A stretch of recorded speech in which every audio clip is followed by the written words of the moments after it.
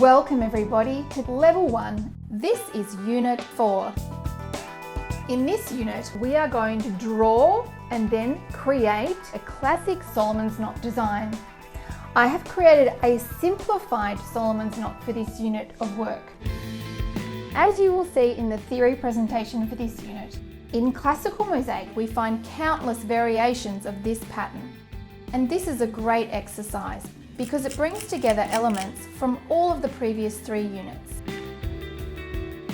After that, I am going to demonstrate how to draw a simplified guilloche pattern in 2 different ways. Firstly, using a compass and ruler.